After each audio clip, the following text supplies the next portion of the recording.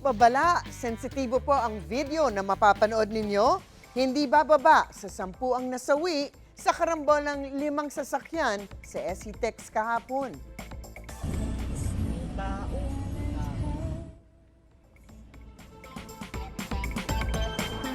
Sangkot sa aksidente ang 2 commuter van, isang kotse, isang closed van at pampasaherong bus. Karamihan sa mga namatay sa aksidente ay sakay ng nayuping van. Nasa 27 naman ang sugatan na dinala sa ospital. Hawak na ng pulisya ang driver ng bus. Base sa investigasyon, nakaidlip umano siya kaya nabangga ang mga sasakyan. Ano nga ba ang sinasabi ng batas tungkol sa insidenteng ito? Ask me, ask Attorney Gatto.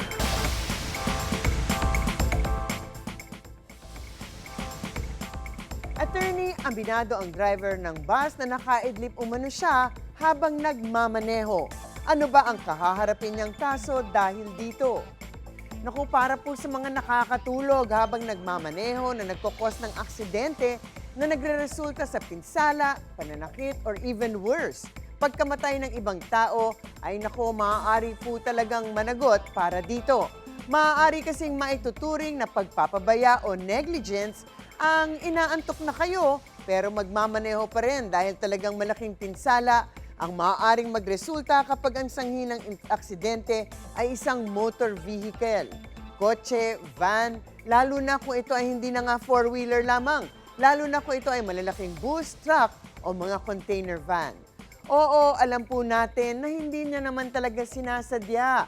Pero pagpapabaya nga ito, kaya nga ang maaaring kaso ay isang kriminal na kaso for reckless imprudence resulting in physical injuries at homicide. So kung nakainom na kayo ng gamot na nakakatulog o nakakaantok, o yung sobrang puyat kayo, nakainom ng alcohol, yung iba nga dyan iinom pa ng kape at ibang drinks kasi alam nilang puyat sila, yan ang masasabi natin na medyo matinding pagpapabaya na po. Talagang death machine ang isang vehicle, lalo na kung nasa kamay ng pabaya o inaantok na driver. Of course, at the very least, ito ay kaso nga ng reckless driving. May fine at maaari kayong tanggalan o masuspindi ang inyong lisensya. Pero kung ang recklessness ay maaari sanang na-prevent at hindi nagresulta sa maraming nasaktan at namatay, ay ito nga ay kriminal na maituturing ang pagpapabaya or recklessness na ito. Kaya't kung inaantok kayo, madalas kang sinasabi na mas maigi ng pumara at itabi ang inyong sasakyan at umidlip ng sandali. Hindi na bali na humaba ang biyahe, imbis na makapatay pa ng ibang tao. Attorney, sa mga ganitong karambola, madalas maraming nadadamay. Paano kung aksidente talaga ang nangyari? Mananagot pa rin ba ang naka-aksidente? Kung ang isang aksidente ay talagang sinatawag natin na aksidente sa ilalim ng ating batas, ibig sabihin, walang pagpapabaya, talagang hindi inaasahan o hindi foreseeable na maaaring mangyari, walang vina-violate na traffic rules or regulations, at walang mga involved na sirang brakes o sira sa kotse, kaya nagkaroon ng insidente, actually, wala dapat mananagot.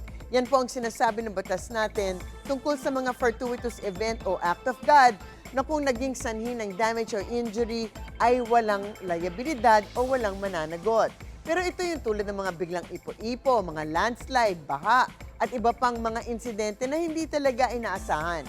Bihira kasi ang grabing vehicular accident na actually hindi dahil sa kababayaan.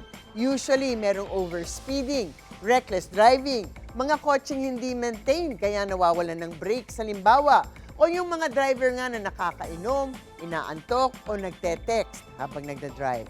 But at the very least, dapat ay managot ang insurance ng mga kotse o mga sasakyang involved. So hindi naman porkit walang liabilidad, wala na tayong makukuhanan ng pambayad. Tandaan, lahat po ng mga kotse na inirerehistro, meron dapat CTPL insurance o ang compulsory third-party liability insurance para sa mga tao na maaaring masaktan ng isang sasakyan.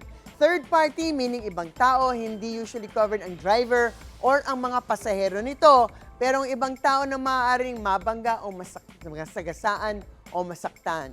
Tulad nga ng sabi ng kumparing Bernardo Tensuan na isang long-time jeepney driver, naging van pool driver, limo driver at 18-wheeler truck driver, mahirap talaga labanan ang antok. Kaya dapat pumara at huwag nang maging sanhi pa ng pagpatay at pag-injure sa ibang tao. Ang mga usaping batas, bibigyan po nating linaw para po sa kapayapaan ng pag-iisip. Huwag magdalawang isip. Ask me, ask Attorney Gabby.